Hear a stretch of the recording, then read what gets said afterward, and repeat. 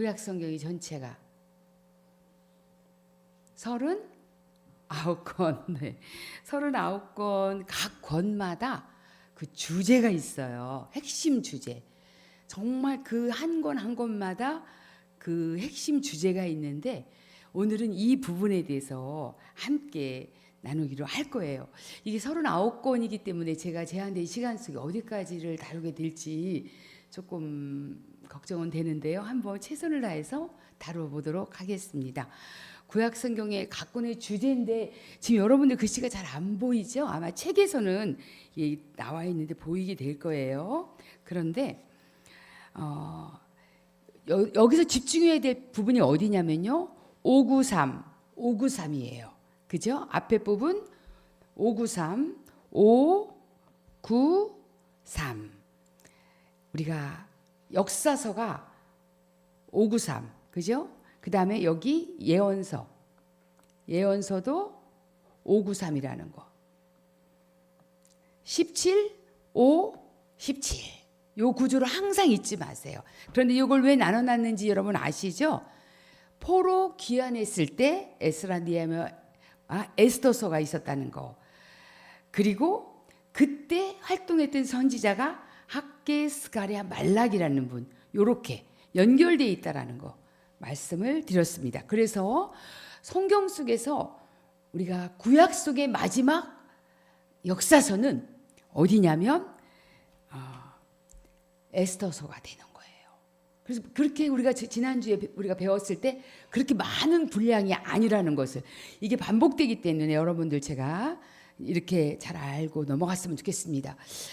테리올 목사님이 왜 출애굽기에 나오는 이 성막의 평면들을 그리고 이렇게 전체적인 모습을 왜 이것을 설명하시는지 저는 잘 모르겠지만 아무튼 여러분 우리가 성막 이야기가 언제 나오죠? 출애굽기 25장에서 시작돼요.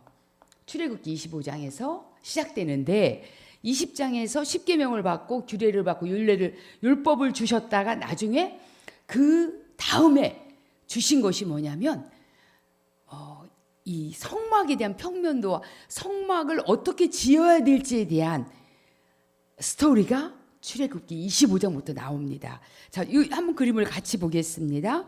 이 성막은요, 여기가 문이에요. 이 성막의 문은요, 여기에는 없어요. 여기에도 없어요. 여기에도 없어요. 오직 문은 하나예요. 여기로만 들어갈 수가 있어요.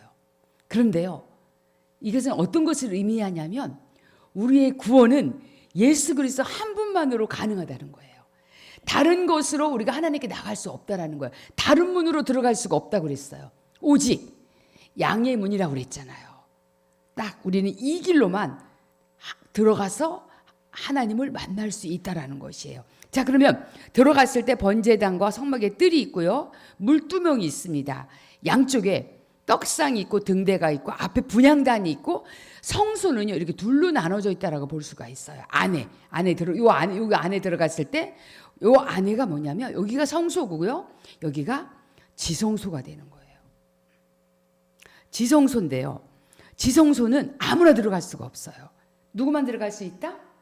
대제사장만이 들어갈 수가 있어요. 그래서 이런 구조로 되어 있다는 것을 먼저 여러분들이 염두에 두시고 계속 설명이 들어가니까 보겠습니다. 자, 창세기를 보겠습니다. 자, 이 그림을 보면요. 아브라함이 어디 살았어요? 갈대아 우르에 살았죠. 여기가 우르예요. 지금 우리 현대의 지도로 볼 때 쿠웨이트, 여기가 걸프라고 그러죠, 여러분. 여러분 걸프 뜻이 아세요?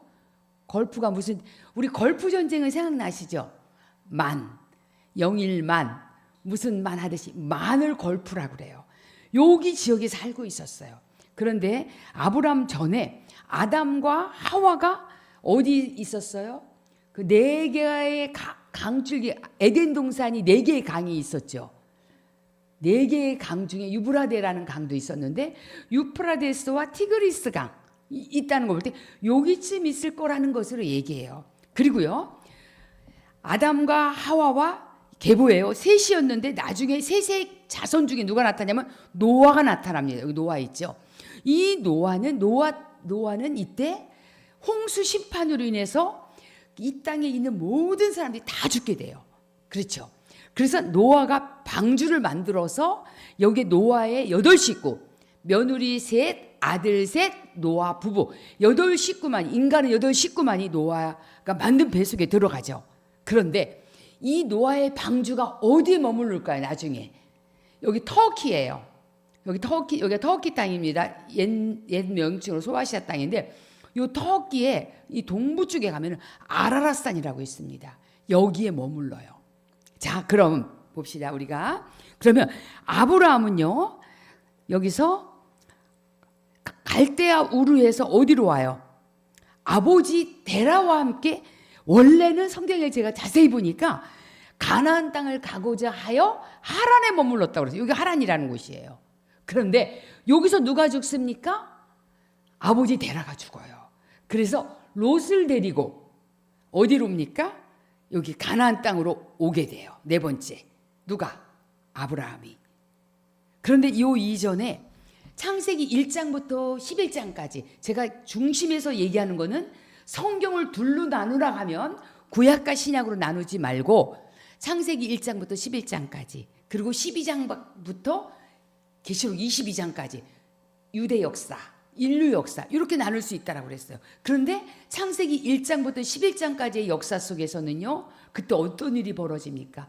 에덴 동산에서 창조하셨는데 범죄가 일어나죠. 그렇죠? 범죄가 일어나고요. 그리고 타락하게 되고요. 그리고 홍수 심판이 임하고, 그 다음에 바벨탑, 4가지 사건이 있었다고 그랬어요. 그리고 4명의 족장 이야기. 여기서 족장 아브라함, 창세기 12장 이스라엘의 시조예요. 그 다음에 이삭, 야곱, 요셉까지 여기서 탄생하게 돼요. 이 땅에서. 그랬다가 요셉이 형들에게 의해서 팔려서 어디로 내려갑니까? 애굽으로 가게 되죠. 그런데 기근이 일어났어요. 그래서 이때 요셉을 통해서 여기 살고 있었던 70명의 이스라엘의 자식들이 어디로 이주하게 되죠? 애굽으로 이주하게 돼요. 그래서 여기 나일강 고센 땅, 여기가 고센 땅이에요. 삼각지 고센 땅이라는 곳에서 이들이 정착하게 돼요. 그런데 출애굽기로 넘어가게 될 텐데요.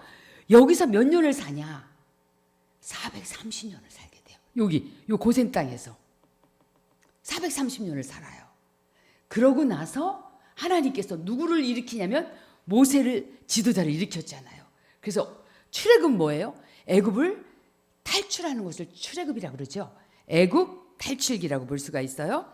그러면 여기서 인구가 얼마만큼 증가하냐면요, 약 장년만 60만 명이라고 그래요. 탈출할 때 어른 장년만 60만이면 애들하고 여자들하고 치면은 어떤 학자들은 250만에서 350만까지도 얘기해요.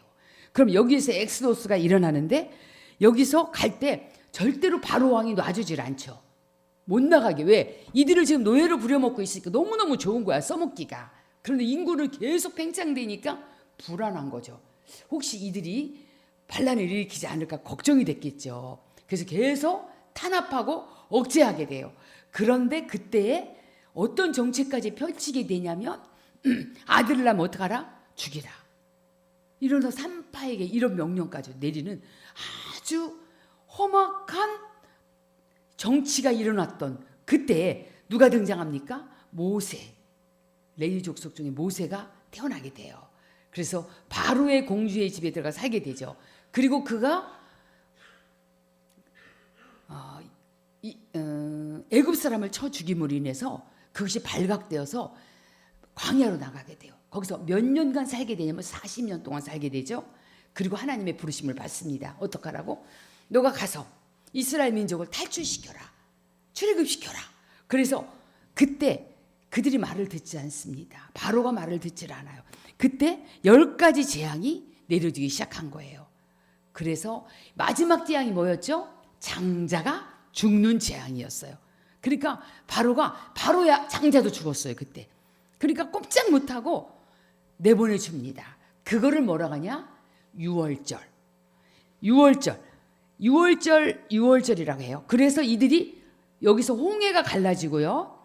그래서 이들이 여기로 홍해를 육지와 같이 건너게 돼요. 하나님이 모세의 지팡이를 통해서 명령했을 때 물들이 다 물러가게 되고 해서 그 바다가 갈라져서 어떻게 됐다고요? 뒤따라오던 애국 군대는 다 물속에 빠져 나중에 죽게 되고, 그리고 이스라엘 백성은 기적과 같이 홍해를 건너게 됩니다. 여기 홍해를 건넜죠? 근데 여기서 하나님께서 이 백성들을 200만이 넘는 이 백성들을 어떻게 먹여 살리냐고. 아무리 먹을 것을 갖고 왔다 한들 그것은 한계가 있죠. 이때 갖고 왔던 게 또 뭐냐? 요셉의 해골을 들고 나와요. 요셉이 그때 유언했거든요. 400년 전에 너네들 갈 때 절대로 잊지 말아라. 하나님이 너희 우리 민족을 이끌어낼 건데 그때 내 해골도 가져다가 가나안 땅에 묻어달라고 요청했는데 진짜 성경에 보면 해골을 들고 나옵니다. 그래가지고요, 여기서 하나님이 베푸셨던 기적이 있어요. 광야에는 뭐가 없냐면요, 물이 없어요.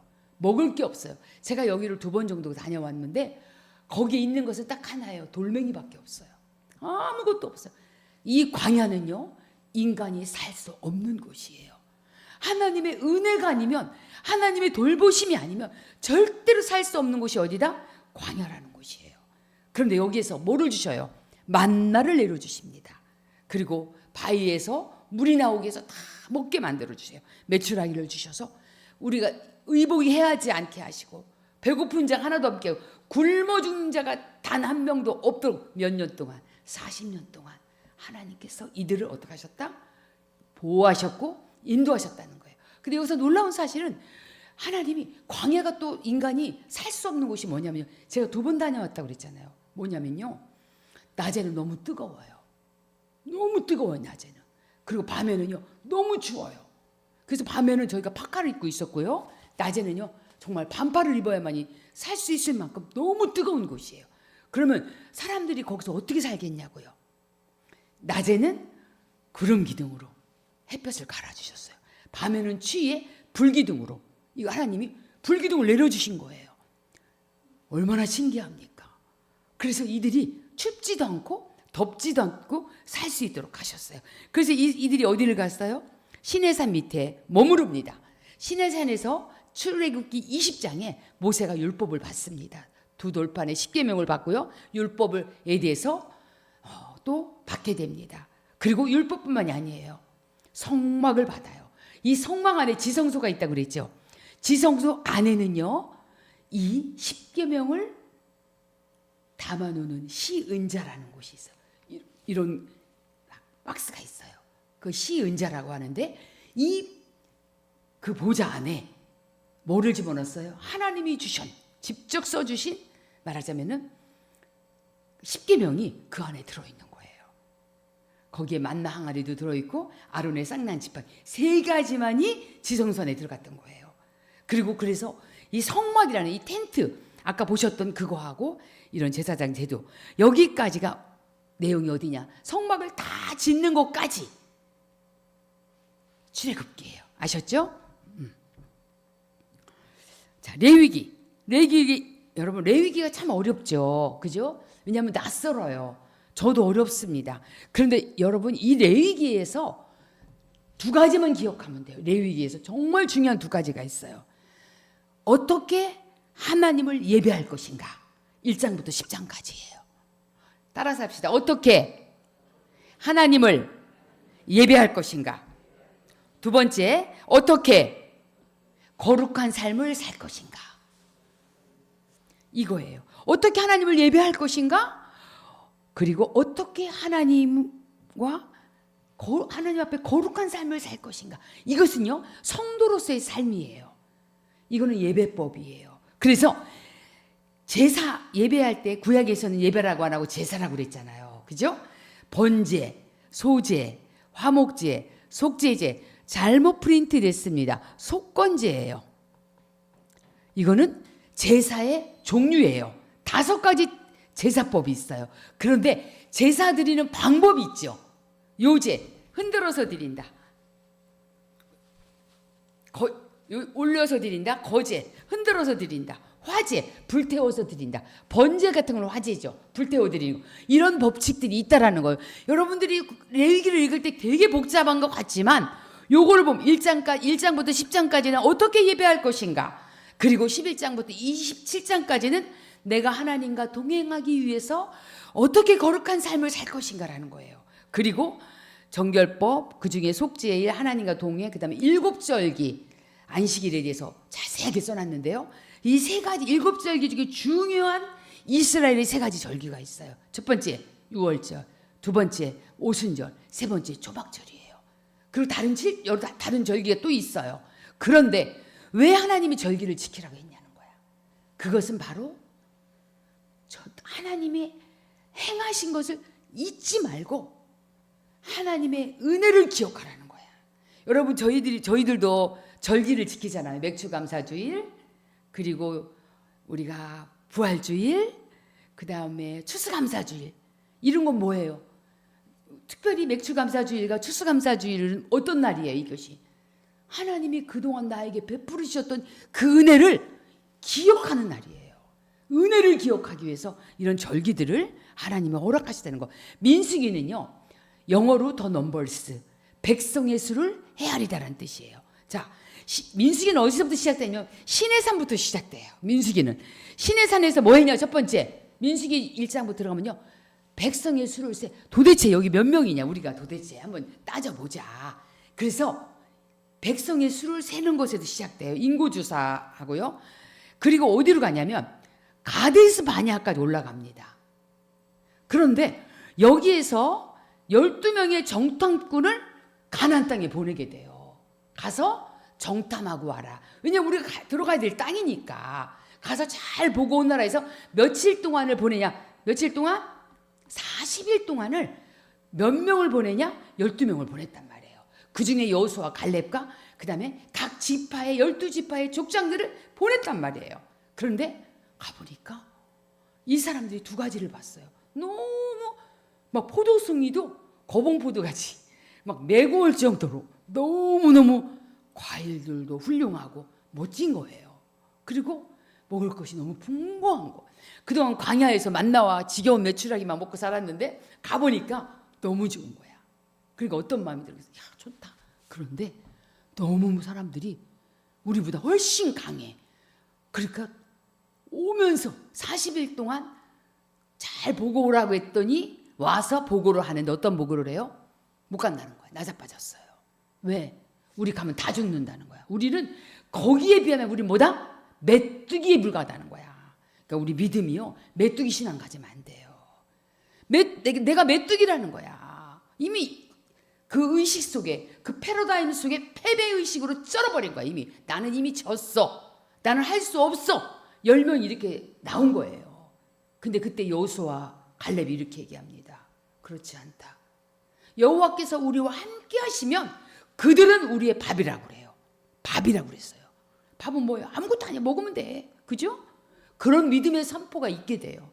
이것 때문에 막 백성들이 모세 막 때려 죽인다고 막 일어나기 시작하고 난리가 난 거야. 왜냐면 광야에 그 어려운 출애굽 여정 속에 와가지고 지금 눈이 번들번들 기다리고 있었을 거 아니에요. 요즘 있으면 들어간다고 막 기대를 하고 있었는데 못 간다고 하니 얼마나 낙심이 됐겠어요. 그래서 하나님 너무 와딱지가 나셔서 그때. 그래서 어떻게 했어요? 40일을 40년으로 계산했어. 40년 동안 니네 여기서 살다가 죽어버리라고 그랬어. 20세 이상 다 죽습니다. 그래서 여기를 계속 도는 거야. 40년 동안. 그래서 저는 하나님께 너무 감사한 거는 그래도 그렇게 말 안 듣는 백성이라 할지라도 하나님 만나 안 끊으셨고요. 구름 기둥 불 기둥 안 걷어가셨고요. 너무 놀랍지 않아요? 그럼에도 불구하고 하나님의 은혜는 여전했다는 것이에요. 우리가 잘나서 지금까지 잘 살고 있는 것이 아니라 하나님의 은혜 때문에 우리가 이 자리까지 있다라는 것이에요. 그래서 다 죽고 나머지 어떻게 했어요? 20세 이상 된 사람들이 다시 여기 모압 요 위에 요 평지에 가서 모였습니다. 모였는데 이때 민수기 26장이에요. 여기서 26장에 뭐를 합니까? 다시 인구조사를 다시 한 거예요. 많이 죽었잖아요. 그러니까 그러니까 제대로 이제는 새로 태어난 사람들, 20세 이상 된 이전의 사람들이 있잖아요. 성장이 있잖아요. 그리고 여호수아와 갈렙이 여기서 요단 동편에서 인구조사가 일어나는 것이 뭐다? 민수기라는 거예요. 민수기를 보면 우리의 모습을 많이 보는 것 같습니다. 자, 신명기. 그런데 아까 여기서 신명기는요, 요 모압 평지에서 지금 요단강 건너기 전에 백성들이 다 모여 있었을 거 아니에요. 인구조사하고 하니까 어떻게 했어요? 모세가 하나님께서 말씀 너는 못 들어간다고 그랬어요. 너는 모세가 하나님 말씀 딱 한 번 어겼어요. 반석을 명해서 물을 내라간데 반석을 화가 나니까요. 반석을 그냥 딱 친 거야. 너는 나의 영광을 나타내지 않았다. 그러므로 너는 요단 강을 건너지 못한다. 가나안 땅에 들어갈 수 없다라고 해서 얼마나 아쉬웠겠어요. 자기가 정복하고 싶었을 텐데. 그래서 그 권위를 누구한테 이양하냐면 여호수아에게 인양하는 거예요. 그런데 신명기는 뭐냐? 신명기는요, 모세가 이 사람들, 새롭게 태어난 사람들을 대상으로 율법을 다시 거듭 설명한다 해서 신명기예요. 그래서 1장부터 4장 역사를 돌아봤고요. 5장부터 26장은 율법을 다시 요약해 줍니다. 그리고 27장부터 34장은 이 백성과 다시 언약을 체결하는 내용으로 기록되었다라고 볼 수 있어요. 그리고 여호수아서로 가죠. 자, 여호수아서에는요, 지금 요단강을 건너서 어떻게 했어요? 요단강을 건너서 정복했잖아요. 정복해서 그들이 했던 것은 땅을 나누어서 12지파에게 어떻게 했어요? 다 분배한 거예요. 땅을 12지파가 살 수 있도록 분배했는데, 사실 그때 그 당시에 이 가나안 땅은 가나안 족속들이 살고 있었죠. 가나안 족속들이 누구 족속이냐면 노아의 큰아들이 함이죠. 함의 아들이 가나안이에요. 근데요, 함은 저주받은 아들이었어요. 그래서 하나님을 굉장히 대적하는 자손들로 성장하게 돼요. 그래서 이 가나안 족속들이 7 족속들이 여기 살고 있었는데, 이 족속들의 이름이 너무너무 무시무시한 이름들이에요. 그래서 이 당시에 수많은 우상 숭배와 죄악들이 관영했을 때 여호수아서는 물론 그 땅을 정복했지만 가나안 사람들의 입장에서 볼 때는 가나안 땅이 심판을 받게 된 거예요. 가나안 사람들이 심판을 받게 된 거예요. 그래서 하나님께서 여호수아와 함께 갔던 사람들이 어떻게 돼서 이 땅을 정복해서, 여러분 보세요. 이게 12지파가 여기 모여 있단 말이에요. 그런데 한 지파가 빠져 있어요. 어떤 지파가 빠져 있을까요? 잘 보세요. 응? 레위 지파가 빠져 있어요. 그죠? 참 여러분들 성경 파노라 하면서 굉장히 중요한 걸 배우게 되고 똑똑해지시는데, 자, 그러면 레위 지파들은 어디서 살았을까요? 여러분 성경 몇 번 읽으셨어요? 30번 읽고 계신 분도 계시고. 여러분들이 왜 성경 파노라를 해야 되냐면 이것 때문에 해야 되는 거예요. 이런 공부를 안 하면 그냥 막 지나가, 그런 내용들이. 그죠? 보세요. 하나님은, 이게 굉장히 중요한 얘기인데요. 이 레위 지파들을 어디서 살게 했냐면요, 각 성읍에 살게 했어요. 이런 성읍에 이 각 지파 속에 들어가게 했어요. 레위 지파들을. 그래서 48개 각 지파에서 48개 성읍을 내줬어요. 전체. 그 중에서 6성읍은 도피성이에요. 도피성도 간단하게 설명하고, 도피성이 뭐냐면 내가 모르고 사람을 죽여. 어떻게 확 이렇게 낯이 됐는데 뒤에서 사람이 죽었단 말이에요. 그럼 이 사람이 죽었단 말이에요. 내가 고의가 없어. 그럼 이 사람이 어떻게 되냐면요, 도망가야 돼. 어디로? 6개 도피성 중에 제일 가까운 데로 들어가야 돼요. 거기에 대제사장이 죽을 때까지 나오면 안 돼요. 하나님의 은혜죠.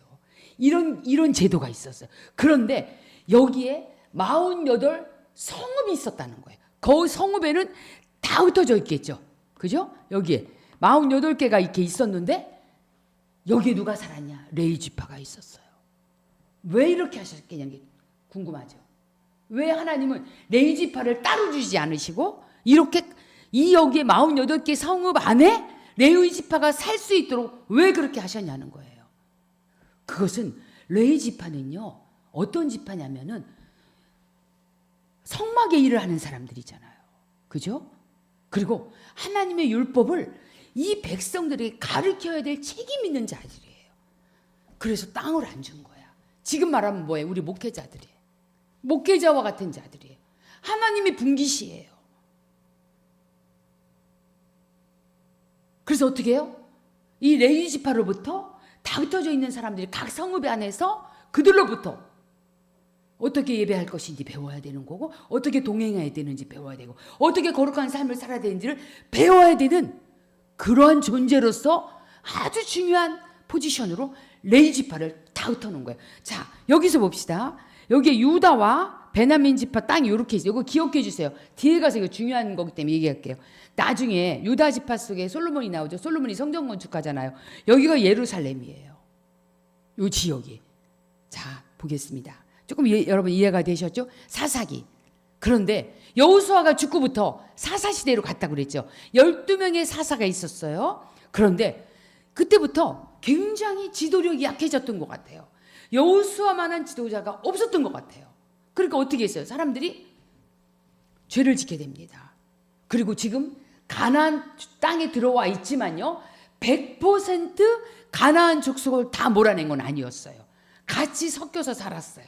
그러니까 뭐가 들어왔냐면 이들 속에 가나안 문화가 들어온 거예요. 이해하시죠? 가나안 문화가 들어오면 어떻게 되겠어요? 타락하게 된 거죠. 그 나쁜 문화를 자연스럽게 자식들이 배우고 못된 걸 배우게 되는 거예요. 그럼 죄를 짓게 돼요. 그럼 하나님께서 다른 미디안이나 블레셋 사람 통해서 압제를 당해요. 그럼 하나님께 간구합니다. 하나님 도와달라고. 우리가 잘못했어요. 우리가 잘못했으니 용서해달라고 그래요. 그럼 하나님 어떻게 하세요? 구원해 주세요. 그런데요, 문제는 그 구원의 감격이 오래가지 않는다는 거예요. 어떻게 돼요? 망각해버려요. 또 죄를 져요. 그럼 하나님이 또 압제해요. 이런 사이클로 계속해서 살아가는 것이 바로 뭐다? 사사기라는 거예요. 그런데 이걸 몇 번 반복하냐면요, 7차례나 반복했대요. 그럴 때마다 사사들이 일어나서 구원하는 거예요. 여러분 잘 기억하는 사사 누가 있어요? 기드온, 삼손, 입다. 이런 사람들이 전부 다 드보라. 이런 사람들이 다 사사들이었잖아요. 자, 보세요. 룻기. 자, 룻기의 주제는요, 물론 아비멜로의 가정 안에 일어났던 한 가정 안에 일어났던 이야기예요. 이거는 사사기 시대 속에 일어났던 한 집안의 이야기예요. 그런데 이것이 모압 여인을 통해서 보아스와 결혼함을 통해서 누굴 낳아요? 누굴 낳아요? 사사기에서 다윗의 할아버지를 낳게 돼요. 이세, 다윗의 아버지가 누구? 이세죠. 이세 다음에 누구시에요? 오벳이에요. 그러니까 룻과 보아스 사이에서 오벳을 낳게 되는 거예요. 맞나요? 제가 지금 착각하지 않고 있죠? 다시 말하면 예수 그리스도의 오시는 족보 속에 이 보아스라는 사람이 너무 중요한 거예요. 왜? 그 후손 중에 다윗이 나타나잖아요. 그래서 정말 이 금쓰라기 같은 말씀이 바로 룻기라는 거예요, 여러분. 저는 참 이 룻기 볼 때마다 은혜를 엄청 받았습니다. 자, 그리고 여기서 나오는 보아스가 정말 율법을 잘 알고 율법을 잘 지키는 사람이었다는 거. 근데 사사기 시대는요, 제가 볼 때 레위인들도 타락했어. 그러니까 제대로 안 가르치는 거야. 그래서 집안에 또 제사장, 가정 제사장이 또 따로 있어. 하여튼 뭔가가 혼란스럽고 콩가루 같은 그런 아주 혼란했던, 그 자기의 소견대로 옳게 행하며 살았던, 혼잡스러웠던 시대가 바로 사사기 속에 바로 보아스와 같은 그런 인물이 율법을 잘 알고 율법을 잘 지키는 좋은 인격의 사람이 있었다는 게 참 놀라운 사실인 것이죠. 자, 룻기 다음에 뭐예요? 자, 그 다음에 누가 태어나냐면요, 엘리 제사장 시대에 누가 태어나면요, 여러분 사무엘이 태어납니다. 이게 사무엘이 마지막 14번째 사사입니다. 사사로 말하면. 그런데 주변은 전부 다 왕들이 있는데 이스라엘은 왕이 없었잖아요. 사사들, 재판관이 지도자였잖아요. 그러니까 백성들이 옆집을 봐도, 옆 나라를 봐도 뭐가 있냐면 다 왕이 있는 거야. 근데 우리만 왕이 없는 거예요. 그럼 어떻게 했겠어요? 우리도 왕 좀 세워달라. 그렇게 간청을 하게 돼요. 그런데 하나님이 원래는 뭐를 원하셨냐면 신정전치, 하나님이 직접 통치하시는 걸 원했어요. 이 백성들을 향하여. 그런데 그것을 거절해요. 왕 주세요 그랬어요. 그래서 베냐민 지파 중에 너무나 멋있게 생긴 아이돌 같은 남자, 누구? 사울왕. 사울을 뭘로 만들었어요? 기름 부어 주셨어요. 누가? 사무엘이. 그래서 그때부터 왕정 정치가 시작되는 것이 사무엘상입니다.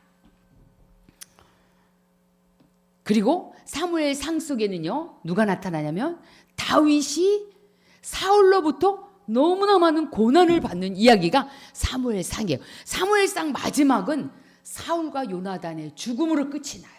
그 다음 나타나는 게 누구예요? 사무엘 하예요. 연단받고 훈련받은 연단받고 훈련받은 다윗이 사무엘 하에서 1장부터 10장까지는 너무나 이상적인 다윗의 승리하고 나라를 잘 구축하는 이상적인 사회로서의 모습이 나타나요. 그런데 다윗에게 제가 전에 얘기했죠. 실수했던 거. 밧세바를 범함을 통해서 임신시키고 그 남편 우리아를 전장에서 죽게 하는 어마어마한 죄를 저질렀다. 밧세바와의 죄가 11장 12장에 나와요. 그때부터 고뇌에 사로잡히게 되고요. 비극이 일어나게 되고요. 하나님의 징벌이 다윗의 삶 가운데 일어나게 돼요. 하나님은 죄는 용서하시지만 그것에 대한 결과들에 대해서는 우리가 겪을 수 있다라는 거예요. 하나님 용서하시죠. 이 다윗의 생애를 통해서 어떤 비극이 일어나냐면 압살롬이라는 아들이 있었거든요. 이 압살롬이 반역을 해버려요. 아버지와 왕권 다툼에서 나중에 압살롬이 죽게 돼요. 그래서 죽기 전에 아버지를 괴롭히기 위해서, 아버지를 공격하기 위해서 후궁들이 10명이 있는데 옥상에서 다 동침을 해버려. 아버지 후궁들하고. 누가? 압살롬이. 이렇게 싸가지 없는 짓을 하게 돼요. 그래서 아버지의 다윗이 너무 고통스러워했어요.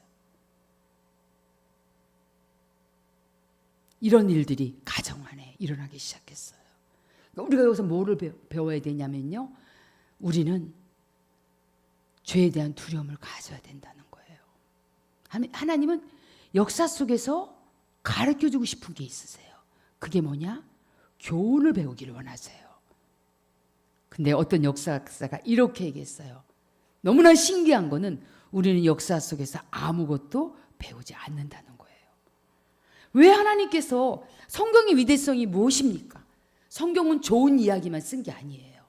교훈과 책망과 바르게 함과 의로 교육하기에 유익하다고 그랬어요. 우리에게 교훈하시는 거였어요. 다윗은 분명 하나님 말씀하셨어요. 내 마음에 합한 자라고. 너무나 사랑하는 자였어요. 그럼에도 불구하고 그가 이런 죄 가운데 빠졌을 때 자기만이 문제가 된 게 아니에요. 자, 우리가 중요하게 생각하게 보면 우리는 지도자가 그래서 중요한 거예요. 나라의 지도자, 사회의 지도자, 교회의 지도자, 가정의 아버지, 다 뭐예요? 권위자들이에요. 지도자가 삶이 깨끗하지 않으면 이미 권위를 잃어버린 거예요. 제가 쉽게 설명할게요. 아버지가 맨날 술 먹고 밖에 나가서 이상한 짓 하고 다른 엄마 말고 다른 여자랑 하면서 니네 똑바로 살아라 이렇게 얘기했어요. 그러면 자식이 그 말 듣겠습니까? 안 듣겠습니까? 듣질 않죠. 속으로 말하겠죠. 아버지 나 잘하세요. 거역함과 반항의 영이 올라오게 돼 있는 거예요. 그래서 여러분들이 가정 안에서 리더라면, 그런 권위를 부여받았다면 정말 굉장한 책임이 주어졌다는 거예요. 그래서 우리가 나라의 지도자가 중요한 것이고, 교회의 지도자가, 목사가 중요한 것이고, 가정의 아버지가 중요한 거예요. 영향력 때문에 그래요. 사모해야 했죠? 그 다음에 열왕기상. 열왕기상은요, 자,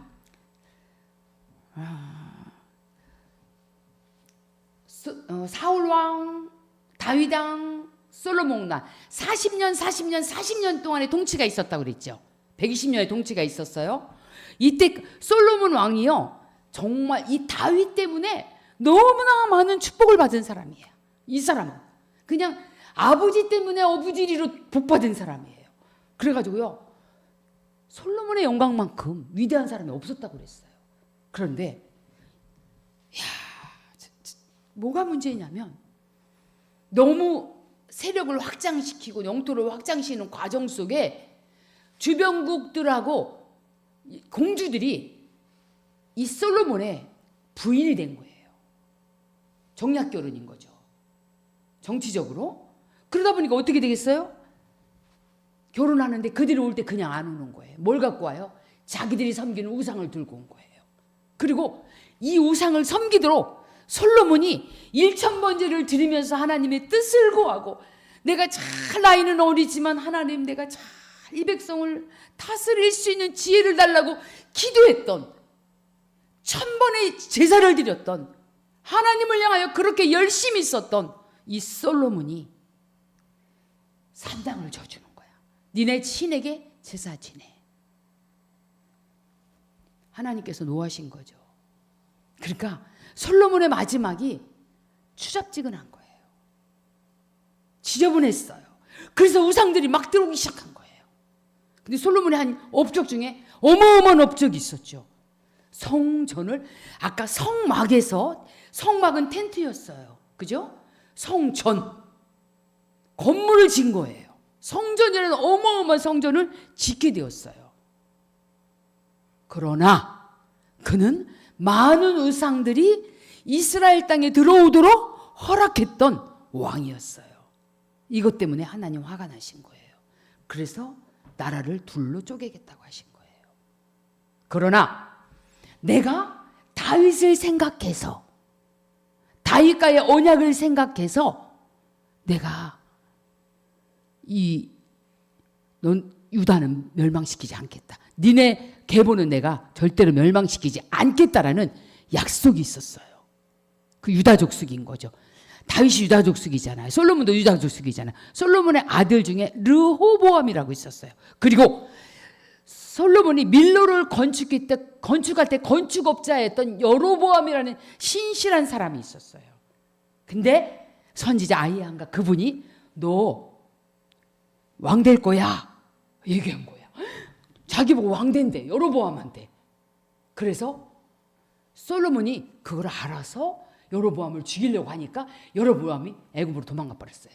그리고 나중에 솔로몬이 죽었을 때 온 거예요. 그래서 아까 사진에서 보셨던 사진 중에 어떤 사진이냐면, 유다 지파와 베냐민 지파 보셨죠? 제가 두 군데 보여드렸죠 아까. 넘기면 막 넘어갈 것 같아서 제가 볼게요. 네, 여기요. 요 족속이요 남유다예요. 그리고 나머지 10지파는 뭐다? 국교가 북이스라엘이에요. 여기를 우리는 북이스라엘이란 나라. 우리가 지금 북한 남한 하듯이 북이스라엘이라고 부르고요. 여기는 남유다라고 이렇게 국명이 주어졌어요. 그래서 통일 왕국 시대에서 어떤 시대로 바뀌냐? 분열 왕국이 된 거야. 나라가 둘로 쪼개졌어요. 10지파, 2지파. 자, 그런데 보세요. 여기 10지파, 2지파. 이게 분열 왕국이에요. 이게 열왕기 상에서부터 시작된 거예요.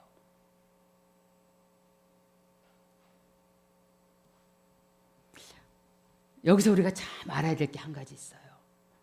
르호보암이 연세 드신 분들한테도 가서 물어보고 젊은 친구한테도 물어봤죠. 내가 어떻게 하면 나라를 잘 다스릴 수 있겠냐. 그 젊은 애들 말을 듣게 되죠. 노인들은 꼰대라고 생각한 거예요. 뭐라고 그랬어요?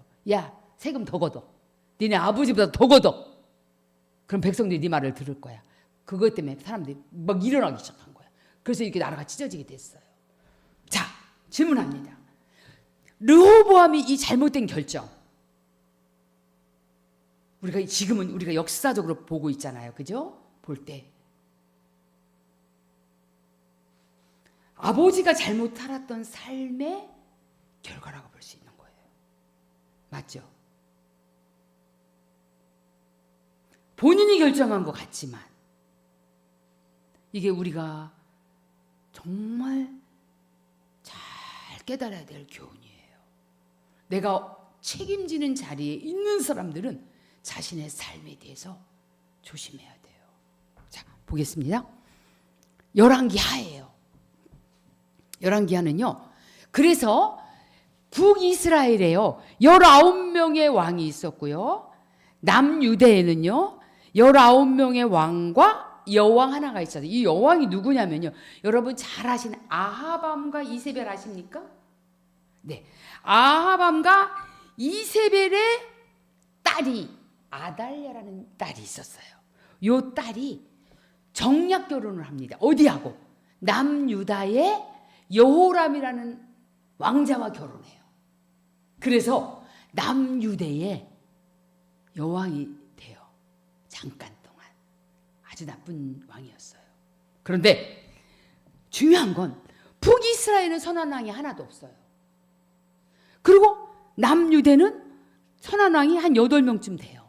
아사라든가 요아스라든가 히스기야라든가 몇몇 왕들이, 좋은 왕들이 나타납니다. 자, 그러면 여기서 우리가 중요한 질문이 있어요. 왜 북이스라엘은 이렇게 못된 왕들만 이렇게 줄줄이 사탕으로 엮여졌을까요? 이유가 뭘까? 아주 중요한 이유가요. 여러분들이 열왕기 하를 읽다 보면, 열왕기 상하를 읽다 보면 이런 장면이 많이 나와요. 여로보암의 길을 따랐더라. 여로보암의 죄에서 떠나지 않았더라. 여러분 성경 읽다 보면 많이 보게 되죠. 도대체 그럼 여로보암의 죄가 뭐냐는 거예요. 이 왕들이요 전부 다 여로보암의 죄를 따랐어요. 그게 뭔지 아세요? 자, 여로보암이 왕이 됐잖아요. 10지파의 왕이 됐으니까 남유대보다도 훨씬 넓은 영토를 가졌고 세력이 좋아졌단 말이에요. 그런데 지금 예루살렘 성전이 어디에 있어요? 남유다에 있잖아요. 그죠? 솔로몬이니까 거기다 줬을 거 아니에요. 예루살렘이다. 근데 예루살렘이 있는 곳이 뭐냐면 유다 지파 땅이란 말이에요. 거기가. 그러면 북이스라엘 사람들이 예배를 드리러 오려면, 특히 절기를 지키기 위해서 오려면 어디로 와야 돼요? 예루살렘으로 와야 될 거 아니에요. 그러니까 여로보암이 가만히 생각해 보니까 이 사람들이 거기를 가다가 혹시 마음을 돌이켜서 나를 반역하고 혹시라도 내가 쫓겨나지 않을까? 저 남유대로 다 가버리지, 유다로 가면 어떡하지? 라는 두려움이 생긴 거예요. 그래서 이 여로보암이 무슨 짓을 했냐면요. 이스라엘 땅 안에 아래 베델과 위에 단이라는 지역이 있어요.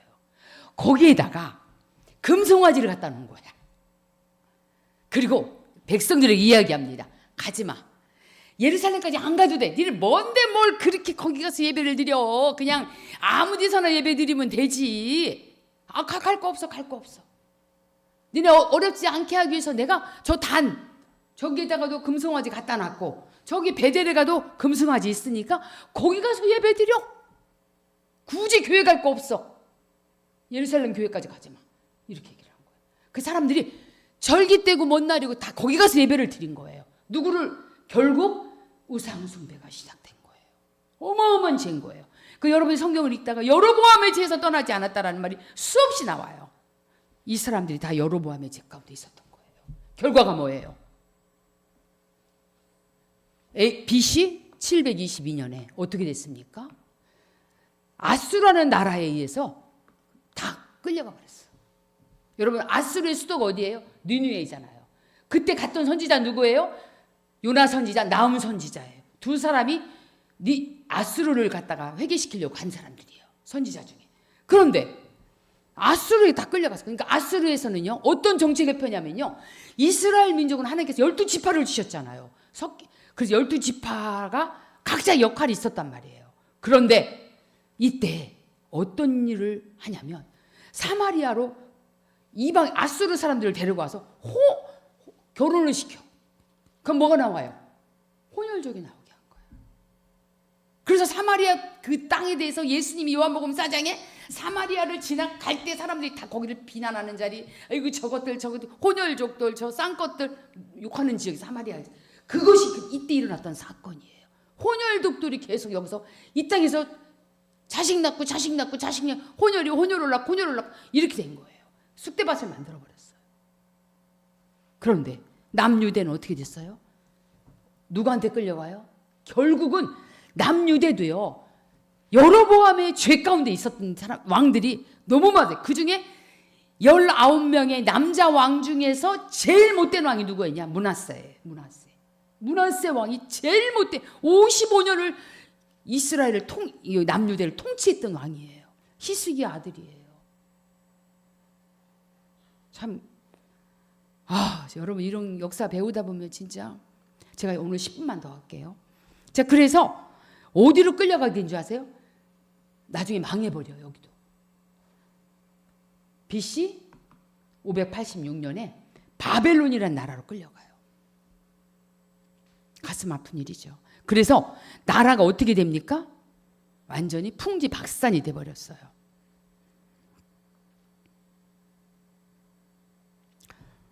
그래서 포로로 잡혀갔어요. 그때 포로로 잡혀갈 때 예레미야가 어릴 적부터 하나님으로 부르심을 받았잖아요. 예레미야는 전하지 않을 수가 없었어요. 민족의 위기 앞에 소리를 질렀던 거예요. 회개하라고. 바벨론이 이 나라를 침공할 거다. 우리는 끌려가게 될 거다. 좋은 예언이에요? 안 좋은 예언이에요? 안 좋은 예언이죠. 당연히. 누가 우리나라 망합니다 하면 보안법에 의해서 끌려갈 수 있잖아요. 말하자면. 안 좋은 예언인 거야. 선전선동한다고. 구덩이에 가두고. 그러면서 소망을 선포했어요. 예레미야가. 그러나 걱정하지 말아라. 70년이 지나면 하나님이 이 땅으로 다시 오게 할 것이다. 다시 오게 할 것이다. 그래서 예레미야가 예루살렘에서 땅을 삽니다. 아니, 끌려가는 마다 왜 땅을 사요? 그리고 그 땅 문서를 항아리에 넣어서 자기 땅에다가 묻어둬요. 증표로. 다시 올 거라는 거지. 언제? 70년 뒤에. 근데 역사 속에 메대왕, 고레스 왕 때 칙령이 내려집니다.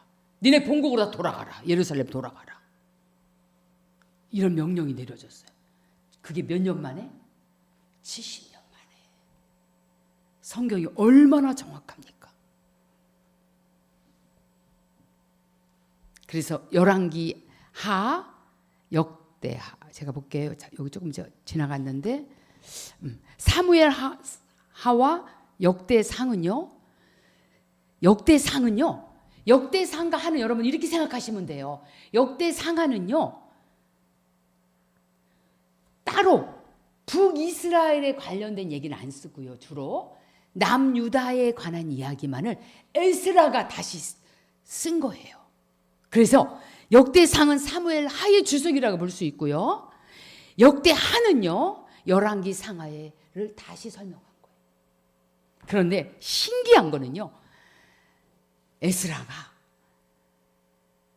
사무엘하 10장 12장에 나오는 밧세바 사건은 쏙 빼놔요.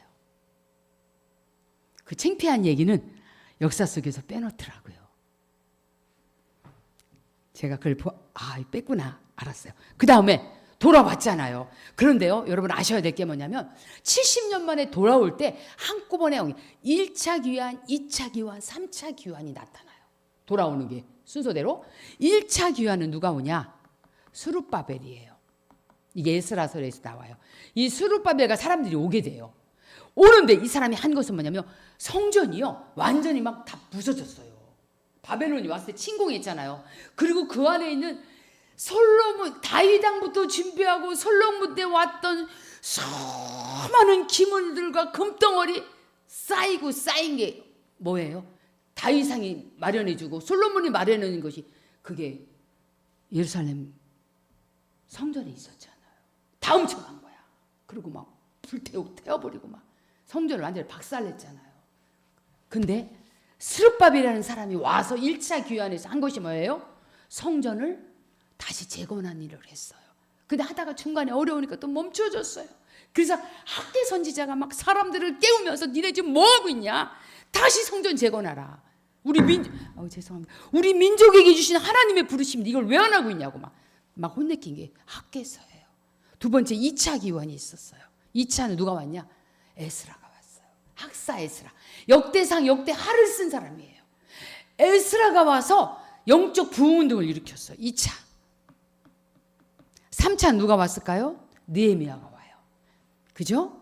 느헤미야가 와서 한 게 뭐예요? 성벽을 재건합니다. 성전만 쳐놓으면 뭐예요? 벽을 만들고 문을 달아놔야 원수가 못 들어올 게 아니에요. 그렇게 하기 위해서 성벽 재건 공사와 문을 다는 것을 하는데 며칠 만에 완성했냐? 52일 만에 완성해버려요. 굉장히 빠르게 백성들과 같이 52일 만에 성벽 공사를 완성시킵니다. 놀라운 일이에요. 그래서 느헤미야가 이제 그 다음에 에스라가 아닌 에스더가 역사서의 마지막으로 등장하죠. 이거는 에스라 시대에 여러분 아시죠? 하만이라는 사람이 모르드기를 죽이려고 했을 때 모르드기의 사촌 동생 이 에스더가 왕후가 되어서 나라를 구하는 역사예요. 시간이 할 수가 없네요. 제가 더 하고 싶은데 좀 제가 오늘은 시간 안배에 제가 좀 실패를 했습니다. 그래서 뒤에 부분을 제가 못했는데 걱정하지 마세요. 왜냐하면 계속 점진적으로 이렇게 나가게 되니까. 그래서 시가서 5편과 그리고 마지막 예언서 17권 이것도 다 이게 마지막 하나하나 뜻이 다 있는데 이 부분은 아까 맨 처음에 보았던 그곳에 보면은 요점이 있는데 기회가 되면 아마 뒤에 부분에 또 나올 수 있을 것 같아요. 각 권마다 왜 이것을 기록하셨는지를 나누는 시간입니다. 조금 시간이 지났지만 여러분 잘 들어주셔서 감사합니다.